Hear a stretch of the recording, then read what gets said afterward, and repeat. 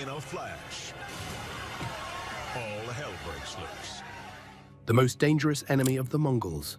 Born in the heat of Southern California rebellion, the Mongols MC became one of the most feared outlaw clubs in the world.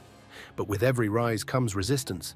From rival biker gangs itching for blood to federal agents determined to dismantle them, the Mongols have been at war on all fronts. Some enemies they crushed, others scarred them forever, and a few still lurk in the shadows, waiting for the next round.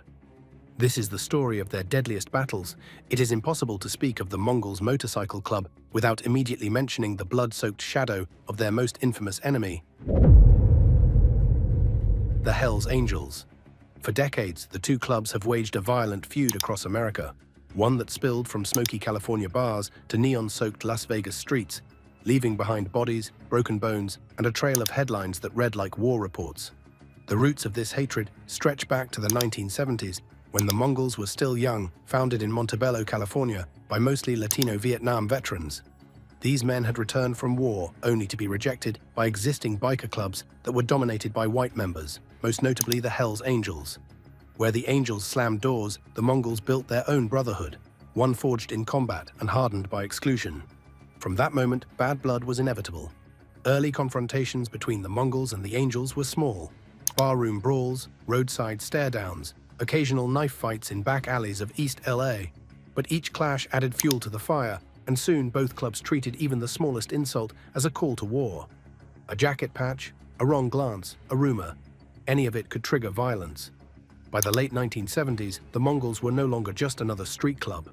They were the Angels' defiant mirror image, rising fast and unafraid of the consequences. The war became public in the 1980s. Police reports in California tell of running battles.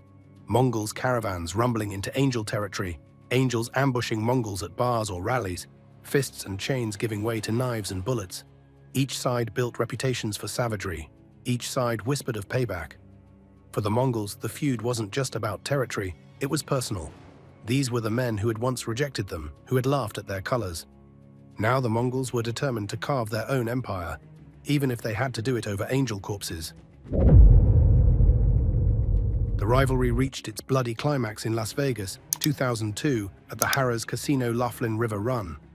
Thousands of bikers had gathered for the event, a spectacle of chrome, leather, and bravado. For years, tension had simmered at these gatherings, but that night it exploded. Inside Harrah's, Mongols and Angels crossed paths. Words turned to shoves, shoves turned to fists.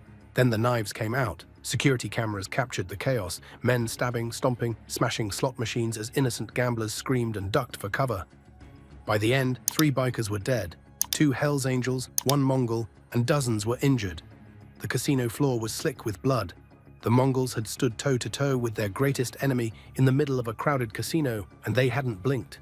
The Laughlin River Run massacre wasn't just another fight. It was proof. Proof that this war wasn't cooling off. Proof that neither side feared the other, proof that peace was a fantasy. Police called it one of the most brazen outlaw biker battles ever caught on camera. For the Mongols, it became a moment of infamy, etched into their history like a medal of war. And yet, the violence didn't end there. The feud rolled on through the 2000s and 2010s, with ambushes, shootings, and stabbings erupting across the Southwest. In San Francisco, in Los Angeles, in small desert towns, the Mongols and Angels tested each other constantly. Every rally carried the risk of bloodshed. Every chance encounter was a spark waiting for gasoline. Why such hatred? Because in the outlaw world, dominance matters. The Hells Angels had long been the kings of the biker underworld, feared and respected worldwide. The Mongols were the defiant challengers, the outsiders who refused to bow. Their very existence mocked the Angels' monopoly. Each patch, each tattoo, each growl of a Mongol Harley was a reminder. The Angels didn't own the streets anymore. Law enforcement tried to step in, but there was no room for compromise. The Mongols and the Hells Angels weren't just rivals, they were ideological opposites. The Angels represented the old guard, the mythology of the one-percenters as cultural icons. The Mongols represented rebellion within rebellion, men who had been told no by one outlaw brotherhood and chose to build their own empire instead. It was pride against pride, steel against steel. Even today, the rivalry has not fully died. Rumors of truces rise and fall, but the truth remains. Mongols and Angels in the same bar is a disaster waiting to happen. Police investigators still warn that if the two clubs cross paths, violence is almost guaranteed. As one veteran cop said, "If you see Mongols and Hell's Angels in the same room, don't wait around to see what happens. Run." The blood feud between the Mongols and the Hell's Angels is more than just biker folklore. It is the foundation of the Mongols' reputation. It proved to the world that the Mongols weren't afraid of anyone, not even the giants of the outlaw world. But the Angels weren't the only enemy the Mongols would make, because as their reputation grew, so too did their list of rivals. And soon the Mongols would find themselves staring down another dangerous foe, one with its own empire, one equally ruthless, and one determined to keep the Mongols out of their territory. The Outlaws Motorcycle Club. If the Hells Angels were the Mongols' most personal enemy, the Outlaws Motorcycle Club represented something different, a clash of empires. Where the Angels and Mongols had been bound by personal insults, rejection, and long memories, the Outlaws were a rival born from geography and ambition. They weren't just another club, they were one of the oldest and most powerful biker organizations in the world. And when the Mongols started expanding, they inevitably found themselves in the Outlaws' crosshairs. The Outlaws MC traces its roots back to 1935 in Illinois, decades before the Mongols even existed. By the time the Mongols were carving out a home in Southern California, the Outlaws already controlled large swathes of the Midwest and were pushing outward into the South and East Coast. They saw themselves as equals, if not superiors, to the Hells Angels. Their motto said it all: God forgives, outlaws don't. For years, the Outlaws and Mongols lived parallel lives, separated by distance. The Mongols built their empire in California and the Southwest, while the Outlaws ruled Chicago, Detroit, Florida, and beyond. But outlaw clubs rarely stay in their lanes forever. In the 1990s, the Mongols began creeping further east, setting up chapters in states like Indiana, Ohio, and even Florida. This move alarmed the Outlaws, who had always viewed those territories as their private kingdom. The first sparks flew in the Midwest. Mongols riding eastward found themselves facing outlaw roadblocks. Gas station dust-ups escalated into roadside brawls. One witness in Indiana described a Mongols convoy being swarmed by outlaws like wolves circling prey, their black and white skull and pistons patches gleaming in the night. The fight ended with broken noses, smashed bikes, and a silent understanding. The Mongols had entered dangerous ground, but the violence didn't stay small. By the late 1990s and early 2000s, both clubs were actively recruiting for war. In Florida, where the Outlaws had been untouchable for decades, Mongols' allies began popping up in Miami and Tampa. Police reports from the time detail shootouts at biker bars, bomb threats against clubhouses, and near-weekly confrontations that left the public rattled. One Florida sheriff summed it up bluntly: if the Outlaws were the old kings of Florida, the Mongols showed up to storm the castle. The Outlaws responded the only way they knew how: violence. Surveillance photos captured Mongols being stalked outside bars, their tires slashed, their windows smashed. In Chicago, a Mongol prospect was cornered in a parking lot and beaten so badly he spent 3 weeks in a hospital. In return, Mongols orchestrated ambushes at biker rallies, turning what should have been showcases of chrome and leather into battlefields. Law enforcement found itself caught in the middle. A TF and FBI task forces monitoring both clubs noted that the Mongols were unique among the Angels' rivals. They didn't just want survival, they wanted growth. They weren't content with California and the Southwest. They wanted to plant their flag in the Midwest and South, territory the Outlaws had killed to defend for decades. Perhaps the most infamous confrontation between the two came in the early 2000s during a biker gathering in Florida. Eyewitnesses say the atmosphere turned instantly toxic when a group of Mongols in full colors walked into a bar frequented by outlaws. Beer bottles shattered, fists flew, and within minutes knives and pistols were out. By the time police stormed in, one man lay bleeding on the floor, and the bar looked like a hurricane had ripped through it. Neither side admitted defeat, but the message was clear. This was not a rivalry that could be settled with words. For the Mongols, taking on the Outlaws was a statement of intent. It showed the biker world that they weren't afraid of legacy. They weren't afraid of empires that had been around for 50 years. They were willing to test themselves against giants, even if it meant blood. One ATF agent later remarked that the Mongols weren't trying to be second place to anyone. If the Angels were number one on the West Coast and the Outlaws were number one in the Midwest, the Mongols wanted both crowns. The Outlaws, of course, didn't vanish. They remain one of the largest 1% clubs in the world, and their wars with the Mongols are less documented than the Angels' feud, but no less real. Territory remains a tense subject. Bars, highways, and even whole cities become silent battlegrounds where colors alone can dictate life or death. The Mongols learned an important lesson from their clashes with the Outlaws. Every empire expansion draws blood, and every time they pushed against an entrenched rival, they risked setting off another war. But that didn't stop them. If anything, it made them hungrier. Because after testing themselves against the outlaws in the Midwest and South, the Mongols soon looked westward again. And waiting for them in the deserts of Nevada and California was a rival that fought just as viciously and with just as much pride. The Vagos Motorcycle Club. Member of the Mongols Motorcycle Club was arrested and charged alongside another. If the outlaws tested the Mongols in the Midwest, it was the Vagos Motorcycle Club that brought war to their doorstep in the deserts of the West. Known for their green colors and their Loki Norse god logo, the Vagos rose in Southern California around the same time as the Mongols. Both clubs were born from rebellion, both hungry for territory and both unwilling to yield. For decades, their paths crossed in bloody confrontations that scarred highways, deserts, and small towns across Nevada and California. The rivalry began in the late 1970s and early 1980s, when the Mongols started spreading east out of Los Angeles County and into the Inland Empire and desert towns like Barstow and Victorville. The Vagos were already there, running drugs and claiming bars as their home turf. For the Mongols, expansion was survival. For the Vagos, it was trespass. Neither side backed down. Police in San Bernardino County still talk about those early clashes. Biker bars that turned into war zones, parking lots littered with broken bottles, knife fights that ended with bodies left in alleys. One detective later recalled, it was like the Wild West. You had green patches and black and white patches, and every night someone ended up in the hospital. The violence escalated into the 1990s, when both clubs became more organized and more deeply tied to narcotics distribution. The Mongols had built alliances with Latino street gangs in Southern California, while the Vagos leaned on methamphetamine networks in the desert. Competition wasn't just about pride anymore, it was about profit. Controlling a single stretch of highway or a single bar could mean millions in drug sales. Perhaps the most infamous clash between the Mongols and the Vagos came in 2011 at a biker rally in Sparks, Nevada. The Street Vibrations Festival was supposed to be a celebration of motorcycle culture. Instead, it turned into another battlefield.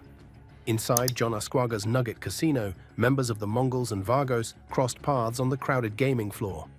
Surveillance cameras captured what happened next. Fists, knives, and then gunfire. A Mongol named Jeffrey Jethro Pettigrew, president of the San Jose chapter, was gunned down in the middle of the casino. He was shot 4 times by a Vagos member and died as tourists screamed and gamblers dove under tables. The casino's marble floors, usually polished for luxury, ran with blood. The aftermath was immediate and violent. Mongols swarmed the area, ambushing Vagos whenever they could. In California, Vagos clubhouses were firebombed. In Nevada, cars with green patches on the bumper were riddled with bullets. One law enforcement officer described the fallout as a rolling war across state lines. The feud with the Vagos was unique in one sense. It wasn't about distant territory, these were neighbors. The Mongols and Vagos were both California-born, both competing in the same cities and highways.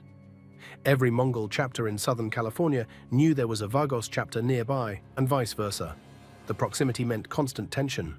A bar fight in Riverside could trigger a stabbing in Victorville, which could lead to a shooting in Las Vegas. Law enforcement poured resources into keeping the two sides apart. TF agents even set up buffer zones at rallies, literally positioning officers between Mongols and Vagos tents to prevent another casino-style shootout. But everyone knew the peace was temporary. As one federal prosecutor put it, with the Mongols and the Vagos, it's not a question of if, it's a question of when. The rivalry also underscored something about the Mongols' identity. Against the Hells Angels, they were the scrappy underdogs defying the giants. Against the outlaws, they were the Western invaders testing a Midwestern empire. But against the Vagos, the Mongols were something else. Street soldiers fighting neighbors over every inch of ground.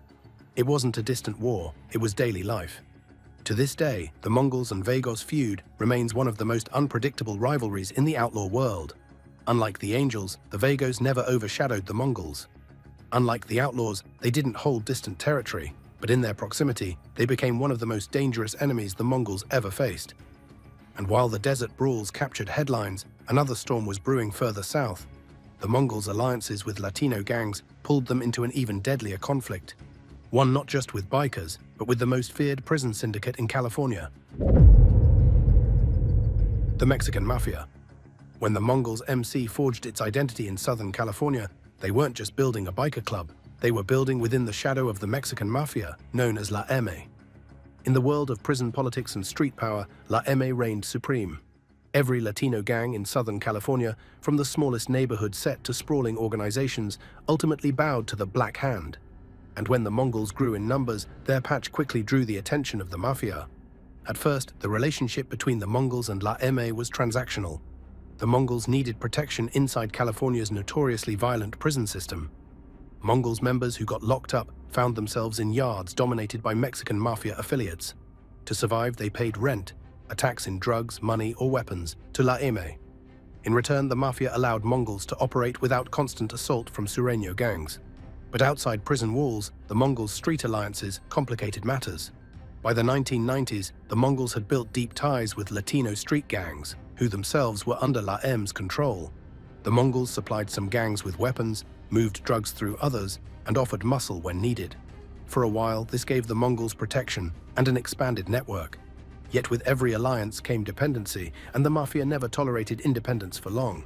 Tension broke when the Mongols refused to fully submit. Unlike neighborhood gangs, the Mongols weren't born as a street set under La M's umbrella. They were outsiders, Vietnam vets, ex-cons, outlaws who prided themselves on answering to no one. That independence rankled mafia shot-callers. Whispers spread that the Mongols weren't paying enough tax, that they were making moves without permission, that they were challenging the natural order. The conflict turned bloody in the late 1990s. In East LA, a Mongols member was cornered outside a bar by men later identified as mafia associates. He was beaten, stabbed, and left for dead. Days later, the Mongols retaliated by torching a drug house tied to a Sureño set. Law enforcement reports described it as the opening shot in a shadow war. The Mongols, a biker club against the most powerful prison gang in California. The mafia had advantages the Mongols couldn't match. Their influence inside prison was absolute. Any Mongol who got locked up faced the constant threat of being stabbed on the yard or poisoned in the chow hall. Outside, La M commanded legions of Sureños, ready to swarm anyone the mafia marked for death. The Mongols were tough, but they weren't built for wars against armies. And yet, the Mongols refused to kneel. Sources inside law enforcement say the Mongols' leadership made a decision: fight enough to show strength, but never go so far that La M would declare full-scale war. It was a delicate balance: brutal skirmishes followed by uneasy truces, bloodshed followed by backroom deals. One infamous clash came in the early 2000s when a Mongol chapter president was targeted by mafia associates for allegedly refusing to pay rent on meth sales. Gunmen opened fire on him outside a strip club in San Gabriel Valley. He survived, but his body was torn with bullets. The Mongols responded by attacking a known mafia drug spot, riddling the storefront with automatic gunfire in broad daylight. Police couldn't ignore it anymore. Federal prosecutors began describing the Mongols as a proxy of La M, whether the bikers liked it or not. In court filings, the Mongols were painted as the mafia's enforcers, partners in drug trafficking, gun running, and violent debt collection. But inside the biker world, Mongols members insisted they weren't anyone's soldiers. They saw themselves as equals, not subordinates. The uneasy dance with La M remains one of the Mongols' most dangerous relationships. On one hand, alliances with mafia-controlled street gangs have given them muscle and reach in neighborhoods across Los Angeles. On the other, defying the mafia has led to killings, prison stabbings, and near wars that could have annihilated entire Mongols chapters. As one retired detective put it, the Mongols walk a razor's edge with the Mexican mafia. If they play nice, they get protection and profit. If they push too hard, they sign their own death warrants. For the Mongols, surviving the shadow of La M meant constant vigilance. It meant knowing that even behind prison walls, a green light could be put on their heads. It meant understanding that every alliance with a Sureño set came with strings tied directly to the Black Hand. And yet, the Mongols weren't the only biker club to lock horns with prison power. Their street wars also bled into conflicts with other outlaw motorcycle clubs who shared the same highways and bars. Some were distant rivals like the Outlaws, others, much closer, prowled the same deserts and highways. The next enemy was one of those, another biker gang with its own hunger for control, known for its red and gold colors and violent southern presence. The Bandidos Motorcycle Club. Graham takes the money before promptly pulling a gun on Timo and firing 2 bullets at him. If the Mongols' battles with the Hells Angels defined their reputation and their clashes with La M tested their survival, their rivalry with the Bandidos Motorcycle Club exposed the dangerous geography of their empire. For decades, the Bandidos had ruled the American South and much of Texas like kings. Their motto, "We are the people our parents warned us about," was more than bravado. It was a warning to every rival biker who dared cross into their territory. But the Mongols were not the kind to stay put. Their expansion west to east and north to south inevitably drew them into the Bandidos' orbit, setting off a border war that left scars on both clubs. The Bandidos were founded in Houston, Texas in 1966. By the 1980s and 1990s, they had grown into an international powerhouse with chapters stretching into Australia, Europe, and Mexico. Their empire was built on methamphetamine, cocaine, and firearms trafficking. Like the Mongols, they were notorious for their violence and their code of silence. And like the Mongols, they were unwilling to share ground. The Mongols first collided with the Bandidos in Southern California and the Southwest, where both clubs ran drug routes tied to the Mexican border. For the Mongols, those routes were lifelines. For the Bandidos, they were sacred turf. Border crossings, safe houses, and backroads became disputed zones where both sides flexed muscle. ATF reports from the 1990s detail shootouts near El Paso, Arizona, and New Mexico. Battles where Mongols and Bandidos' gunfire echoed across desert highways. One law enforcement officer summed it up. The Mongols had the Southwest, the Bandidos had the South. But the border doesn't care where one empire ends and another begins. That's where the blood spills. The clashes weren't just about geography. Both clubs had international ties that overlapped in dangerous ways. In Mexico, the Mongols built connections with cartels to move cocaine and marijuana north. The Bandidos did the same, relying on their own smuggling pipelines. Inevitably, double deals and betrayals occurred. In one notorious case in the early 2000s, a cartel shipment allegedly promised to the Bandidos was intercepted by Mongols. Days later, a Mongols clubhouse in Texas was sprayed with gunfire, wounding 2 members and sparking whispers that the Bandidos were ready for all-out war. Like most outlaw conflicts, much of the violence happened in bars, parking lots, and rallies. Witnesses in Houston and Dallas reported biker brawls that spiraled into knife fights. In Albuquerque, a Mongols-Bandidos confrontation at a rally ended with 3 men stabbed and dozens arrested. Neither club admitted fault, but everyone knew what was happening. The Mongols were testing the Bandidos in their own backyard. What made the rivalry particularly explosive was the similarity between the two clubs. Both prided themselves on being the outsiders club. Both recruited men who had been rejected or overlooked by the Angels. Both leaned on Latino membership, unlike many traditional outlaw clubs that stayed mostly white. In a sense, the Mongols and Bandidos were reflections of each other, too alike to ever coexist peacefully. Federal prosecutors often described the rivalry as borderline warfare. Court cases revealed that Mongols and Bandidos leaders sometimes ordered hits on one another, not to take over chapters, but simply to send messages. A firebomb in California might be answered by a beating in Texas. A shooting in New Mexico might be answered with a stabbing in Arizona. It was a slow grind, tit-for-tat violence that threatened to boil over into a full-scale war, but never quite reached the level of the Mongols-Angels feud. Still, the violence was enough to keep law enforcement on edge. In the late 2000s, federal operations against both clubs ramped up, with the ATF citing credible intelligence of an imminent Mongols-Bandidos war stretching from California to Louisiana.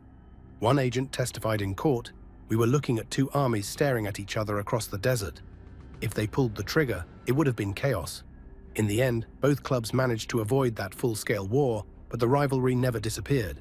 Even today, border states remain tense.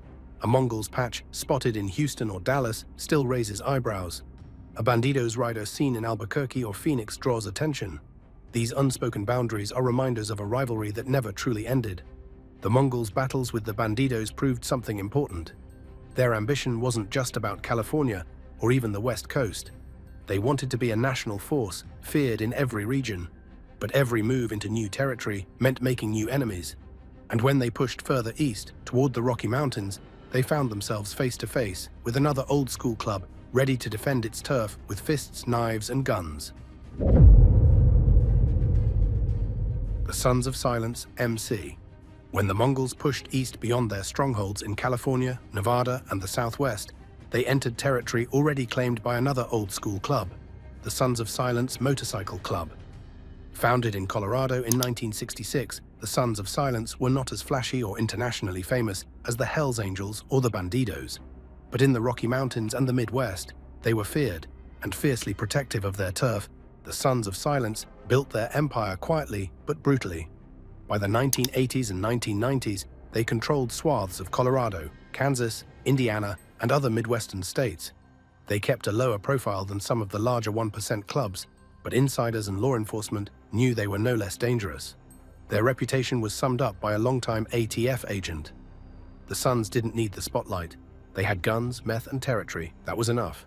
The Mongols' expansion eastward in the late 1990s and early 2000s put them directly in conflict with the Sons. Colorado was the flashpoint.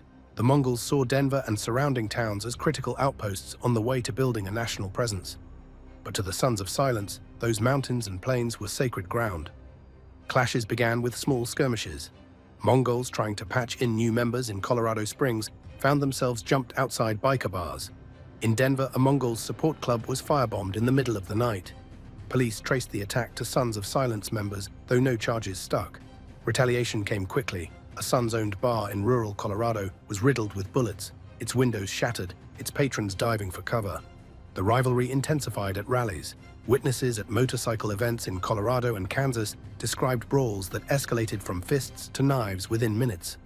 One infamous fight broke out at the Sturgis Motorcycle Rally, where Mongols and Sons of Silence crossed paths on neutral ground. What started as trash talk ended with hospitalizations and arrests. It was a reminder that even in celebration environments, biker rivalries never took a holiday. The violence wasn't just about personal beefs, it was strategic. Both clubs fought over meth distribution routes in the Rockies. The Mongols had ties to California suppliers, while the Sons controlled local production. Police wiretaps later revealed that the Sons of Silence had ordered members to shut down Mongols' operations by any means necessary. In one intercepted call, a Sons member warned, "If they ride here, they bleed here." Law enforcement grew concerned that the conflict might spiral into a larger regional war. The ATF launched Operation Silent Watch in the early 2000s, targeting Sons of Silence meth labs and weapons caches. Dozens of Sons members were indicted, but agents admitted privately that the Mongols were part of the equation too. Expansionist bikers pushing into a powder keg. Despite their smaller size, the Sons of Silence proved to be one of the Mongols' toughest enemies. They weren't intimidated by numbers, and they had deep roots in their communities. Local police often looked the other way when Sons members gathered, either out of corruption or fear. That made the Mongols' fight in Colorado and the Midwest even harder. One retired detective explained it bluntly. The Mongols were outsiders. The Sons had been here for decades. It wasn't just about clubs, it was about pride, identity, and defending home turf. By the mid-2000s, the rivalry cooled slightly as law enforcement pressure hit both sides. But the scars remained. To this day, a Mongols patch in Denver or Kansas City draws immediate suspicion and sometimes immediate violence. The Mongols learned a harsh lesson. Some territories couldn't be taken without years of bloodshed, and the Sons of Silence were not a club to underestimate. This war in the Rockies reinforced a reality for the Mongols. Every step of expansion created new enemies. From the Angels in California to the Outlaws in the Midwest to the Sons in Colorado, the Mongols were carving a path across America one fight at a time. And as they pushed further east, another group was waiting for them. Unlike the Sons of Silence, who kept a relatively low profile, this next enemy was infamous for its chaotic violence and East Coast dominance. The Pagans Motorcycle Club. If the Mongols' battles in the West were marked by deserts, casinos, and highways, their move toward the east meant stepping into the backyard of the Pagans Motorcycle Club. Founded in Maryland in 1959, the Pagans became one of the most feared 1% clubs on the East Coast. Their skull logo, Thor's hammer insignia, and blue and white colors struck terror from New Jersey to Pennsylvania, New York to Virginia. For decades, they clashed with the Hells Angels over dominance of the Atlantic seaboard. But when the Mongols began creeping east, they earned the Pagans' attention and their wrath. The Pagans had a reputation unlike any other outlaw club. Where the Hells Angels cultivated rock star mystique and the Bandidos built international networks, the Pagans thrived on chaos. Law enforcement described them as unpredictable, prone to extreme violence, and deeply connected to organized crime in cities like Philadelphia and New York. One federal agent once remarked, "The Angels had charisma. The Pagans had brutality." The Mongols' arrival in the East during the late 1990s and early 2000s set alarm bells ringing. They had already shown their willingness to challenge giants in the West. Now they were patching in support clubs and allies in cities the Pagans considered sacred ground. New Jersey bars, Philly backstreets, and even parts of New York began to see Mongols' colors. To the Pagans, this was provocation. Violence soon followed. One of the earliest clashes happened in Philadelphia. when a group of Mongols prospecting for a new chapter were ambushed outside a strip club by pagans armed with bats, chains, and knives. 3 Mongols were hospitalized, and 1 nearly lost an eye. In retaliation, a pagan-owned bar in New Jersey mysteriously caught fire weeks later, an arson case that police suspected was Mongols' payback. The feud escalated at rallies. At an East Coast bike show in the early 2000s, Mongols and pagans members crossed paths on neutral ground. Witnesses described a scene that turned from tense to explosive within seconds. Shoves became fists, fists became blades. By the time police stormed in, several men lay bleeding, and 1 pagan was airlifted to a hospital in critical condition. The incident cemented the Mongols' arrival on the East Coast and their willingness to fight anyone who tried to push them back. What made the rivalry particularly dangerous was the pagans' network. They weren't just bikers, they were tied to mafia families, drug traffickers, and street crews across the East. The Mongols' alliances with Latino gangs in California meant little here. On the East Coast, the pagans had the deeper Rolodex of killers. Police reports from New York and New Jersey describe cases where Mongols members were followed, surveilled, and in some instances nearly executed in classic mob-style hits. But the Mongols refused to retreat. Expansion was their lifeblood. By planting flags in pagan territory, they sent a message. The Mongols weren't just a West Coast powerhouse anymore. They were national. Law enforcement feared a full-scale war between the 2 clubs. Federal prosecutors in 2007 openly warned that a Mongols-pagans conflict could destabilize cities already plagued by mob violence and gang wars. They pointed to the Mongols' reputation for explosive retaliation and the pagans' history of reckless assaults, predicting that a single spark could ignite a bloodbath across multiple states. The Mongols' gamble on the East Coast wasn't about numbers. They were outnumbered by pagans in nearly every city. It was about reputation. If they could hold their ground against one of the most feared outlaw clubs on the East Coast, they would prove once again that they answered to no one. The result was a tense standoff, punctuated by blood and intimidation. Bars flipped ownership, support clubs swapped sides, and every time a Mongols patch appeared in New Jersey or Pennsylvania, whispers spread that another bar fight or street shooting was coming. The pagans may have been one of the Mongols' most dangerous enemies, but they weren't the only ones on the East Coast to take notice. Other biker clubs, protective of their turf, watched closely.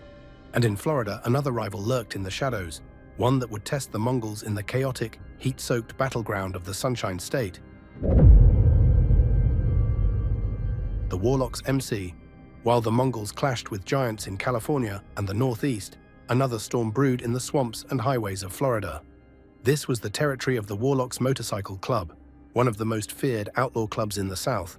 Founded in Orlando in 1967 by Navy veteran Tom "Grub" Freeland, the Warlocks were tough, battle-hardened, and fiercely protective of their home turf. Their logo, a flaming harpy, was a warning to anyone who dared step into their domain. For decades, they held Florida with an iron grip. But when the Mongols started sniffing around the Sunshine State, the Warlocks weren't about to let outsiders plant flags without a fight. The Warlocks had built their empire through a mix of drug trafficking, weapons dealing, and ruthless enforcement. They fought bloody battles with the Outlaws MC for years, carving out chunks of territory across Florida, Georgia, and even into South Carolina. By the 1980s and 90s, their reputation was sealed. The Warlocks were unpredictable, violent, and capable of extreme brutality. Law enforcement said they weren't just another biker club, they were a Florida institution of terror. The Mongols' interest in Florida came at a time when their national expansion was peaking. After pushing eastward into Pennsylvania and New Jersey, leaders saw Florida as a crucial outpost. Its ports were major drug entry points, its highways connected the South to the East Coast, and its outlaw culture meant potential recruits were plentiful. But expansion here meant war, because the Warlocks viewed Florida as sacred ground. Tensions first surfaced at Daytona Beach Bike Week, one of the biggest motorcycle rallies in the world. The Warlocks had long treated the event as their homecoming party, patrolling bars and clubs like kings of the street. When Mongols patches showed up in the crowd in the late 1990s, the Warlocks were livid. Witnesses described tense stare-downs in bars, shoving matches in parking lots, and threats whispered just loud enough to carry. It was clear, a collision was inevitable. The first major outbreak of violence came outside a biker-friendly bar near Orlando. A group of Mongols, prospecting for a new chapter, were ambushed by Warlocks armed with knives, bats, and pistols. The fight was short but savage. 2 Mongols ended up in the hospital, and 1 Warlock was arrested after stabbing a rival in the leg. Police described the scene as a mini war zone, with blood spattered across the sidewalk and overturned motorcycles left behind like battlefield debris. The Mongols responded in kind. Weeks later, a Warlock clubhouse in central Florida mysteriously went up in flames. Authorities never proved who set the blaze, but on the street, everyone knew the Mongols had delivered their answer. The cycle of strike and retaliation had begun. Florida's law enforcement, already stretched thin by cartel activity and local gang violence, suddenly found themselves caught between two outlaw biker clubs, escalating toward full-scale war. ATF and DEA agents launched joint investigations, fearing that a Mongols Warlocks war could spill into Miami, Tampa, and Jacksonville, cities already plagued by drug wars. One of the most notorious confrontations came during a charity motorcycle run in the early 2000s. Both Mongols and Warlocks were present, and tensions boiled over. Police later described the scene as pandemonium. Fists flew, knives flashed, and shots rang out. Several riders went down, and one Warlock was critically injured. Video from bystanders circulated in underground circles, showing the Mongols standing their ground against overwhelming numbers. To their supporters, it was proof the Mongols could take on anyone, even in the Warlocks' backyard. What made the Warlocks particularly dangerous was their local reach. They weren't spread thin across the country like the Mongols were becoming. They knew every street corner, every bar owner, every dirty cop in Florida. When a Mongol showed up, they weren't just fighting one man, they were fighting the Warlocks' entire network. Police surveillance reports detailed instances where Mongols were tailed for days, harassed on the highways, and in some cases run off the road. Yet the Mongols didn't back down. Planting their flag in Florida was about more than territory. It was about reputation. If they could fight the Warlocks in their swampy stronghold, they could prove to every rival that the Mongols' MC was truly a national force. The battles with the Warlocks didn't result in the same nationwide headlines as the Mongols' war with the Hells Angels. But within outlaw biker circles, they became legendary. Florida had become another proving ground, another arena where the Mongols showed their willingness to go toe-to-toe with the fiercest rivals. But the Warlocks were only one rival among many. For the Mongols, the greatest dangers didn't always come from other motorcycle clubs. They often came from right outside their own doors. In the neighborhoods of Los Angeles and beyond, street gangs ruled the corners, controlled the flow of drugs, and operated under their own brutal codes. Unlike biker rivals, these gangs had no patches, no road rituals, and no rules of engagement. They were unpredictable, ever-present, and sometimes even more dangerous than outlaw clubs. When people think of outlaw motorcycle clubs, they imagine roaring Harleys, leather vests, and dusty highways. But much of the Mongols' real power and their fiercest fights happened not on open roads, but in neighborhoods, alleys, and street corners. Beyond the wars with rival MCs, the Mongols found themselves entangled in deadly conflicts with street gangs, especially Latino powerhouses like the Sureños and Norteños, along with countless smaller cliques across Southern California. From the very beginning, the Mongols had an unusual composition for an MC. Unlike the Hells Angels or Bandidos, who were predominantly white, the Mongols were born in East Los Angeles in 1969, forged by Latino Vietnam veterans who wanted their own identity in the biker world. That meant their ranks overlapped culturally and geographically with the barrios, where gangs like the Sureños, 18th Street, and Florencia 13 already ruled the corners. The Mongols weren't outsiders parachuting into these neighborhoods, they lived in them, and that proximity made both alliances and conflicts inevitable. At first, the Mongols and local gangs had common enemies. The Hells Angels, who barred Latino members for decades, were despised in Chicano communities. The Mongols' rise was celebrated by many as a rebellion against the Angels' dominance. Street gangs often provided foot soldiers or local intelligence, while the Mongols supplied firepower, discipline, and access to broader criminal networks. Together, they formed loose partnerships in the booming trade of cocaine, heroin, and eventually methamphetamine. But street alliances are never permanent. When drug money is on the table, friends quickly turn into enemies. By the late 1980s, the Mongols were clashing with Sureño sets over who controlled distribution in certain neighborhoods. In south-central Los Angeles, Mongols members were ambushed outside a bar by a clique affiliated with Florencia 13, sparking a string of retaliations. Witnesses recalled motorcycles roaring into neighborhoods at night, followed by the sound of gunfire. These weren't symbolic brawls between bikers, they were urban firefights, fought in densely populated blocks, leaving civilians caught in the crossfire. The Norteños, based further north in California, became another flashpoint. Traditionally rivals of the Sureños, they also viewed the Mongols as interlopers when the club tried to push northward into the Bay Area. Reports from the 1990s detailed joint meetings between Norteño shot callers and Mongols leadership, attempts to negotiate peace. But the reality was tense. Any deal made with one gang risked alienating another. At times, the Mongols found themselves juggling dangerous relationships, trying to maintain cartel connections in Mexico while keeping barrio sets on their side in Los Angeles. Law enforcement noticed these alliances too. The ATF and LAPD claimed that the Mongols functioned as a bridge between outlaw bikers and street gangs, an organization that could move product from international suppliers into neighborhood-level distribution. But that bridge also became a battlefield. When the Mongols favored one gang over another, violence erupted. One of the bloodiest periods came in the mid-1990s when the 18th Street Gang, one of the largest Latino street gangs in Los Angeles, began competing with the Mongols over meth sales. The Mongols, with their stronger ties to Mexican cartels, could undercut prices, enraging 18th Street. Shootings followed, and although details remain murky, gang wars rarely make the headlines the way biker wars do. Insiders later revealed that more than a dozen deaths across LA during that period could be tied to Mongols' 18th Street disputes. The Mongols' connection to prison politics made things even deadlier.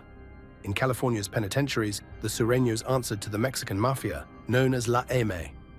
The Mongols, with many members doing time, were forced to navigate that landscape carefully. Aligning too closely with one street gang could make them enemies of La M. Resisting La M's authority risked bloodshed behind bars. In one infamous case, a Mongols member serving time in Pelican Bay was stabbed repeatedly by Sureños after he defied orders from La M. Surviving the attack, he became a symbol within the club of the dangers of crossing prison politics. But no matter how bloody the battles with the Sureños, Norteños, or 18th Street became, the Mongols eventually realized that these neighborhood wars were just part of the street-level struggle. The most powerful enemy they would ever face didn't ride motorcycles or claim street corners.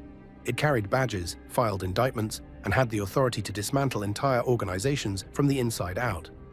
After decades of war with gangs and rival clubs, the Mongols would now find themselves locked in a much deadlier fight with the United States federal government itself. The Mongols had fought everyone: Hells Angels, outlaws, bandidos, pagans, warlocks, and even the Mexican mafia. But their most relentless enemy didn't ride motorcycles. It didn't wear leather vests or wave gang colors. Their most dangerous and unrelenting rival wore suits, carried badges, and wielded powers far greater than guns or fists. The United States federal government, through the ATF, FBI, DEA, and countless task forces, became the adversary that would pursue the Mongols' MC harder, longer, and with more precision than any outlaw club ever could. The conflict began decades before Operation Black Rain. As far back as the late 1970s, federal agents had noticed the Mongols' rapid rise in East Los Angeles. Unlike traditional biker gangs, which were mostly white and rooted in post-war rebellion, the Mongols were a new breed. Largely Latino, formed by Vietnam veterans and street-hardened outsiders, they had direct connections to local gangs and cartels. This gave them a unique edge in drug trafficking and weapons smuggling. Federal agencies understood immediately. The Mongols weren't just another outlaw motorcycle club. They were a hybrid threat, blending biker discipline with gang-style ruthlessness. Throughout the 1980s and 1990s, the feds tested different strategies. They ran surveillance on Mongols' clubhouses, bugged payphones, and flipped low-level members as informants. They shared intelligence with state and local police, launching occasional raids, but nothing stuck. The Mongols were experts in surviving police pressure. Leaders rotated, cash businesses like tattoo parlors and bars laundered money, and prospects were trained to trust no one. For years, the feds were chasing shadows. By the early 2000s, however, things changed. After the attacks of 9/11, the US government poured unprecedented funding into federal law enforcement. Organized crime units, drug task forces, and counter-terrorism budgets gave agencies new resources. The Mongols, already under scrutiny for murders, drug trafficking, and arms dealing, were placed at the top of the list. That set the stage for Operation Black Rain, the most ambitious infiltration in outlaw biker history. Black Rain began when ATF agents went undercover as bikers, prospecting for the Mongols. It wasn't a weekend assignment, it was years of living double lives. Agents bought motorcycles, attended biker rallies, drank in bars, and earned scars in fights. They embedded so deeply that some patched in as full Mongols, entrusted with secrets and responsibilities normally reserved for brothers of years-long loyalty. The agents carried guns, transported drugs, and became part of the outlaw world. One even served as personal security for Mongols' leadership. When the hammer finally dropped in October 2008, the scale was staggering. More than 1,000 law enforcement officers coordinated across multiple states. At dawn, SWAT teams and federal agents raided homes, businesses, and clubhouses. Over 60 Mongols were arrested in a single sweep. Charges ranged from drug trafficking to illegal weapons sales, assault, and conspiracy to commit murder. The headlines were sensational. Mongols' motorcycle gang brought down in nationwide sting. But the government wasn't satisfied with just arrests. They went after the Mongols' very identity, their patch. Federal prosecutors argued that the Mongols' insignia, a mustached Mongol warrior on a chopper, wasn't just artwork. It was a trademark of intimidation, a criminal brand. If they could seize it, they could erase the Mongols from existence. For the first time in history, the US government tried to strip an outlaw club of its colors.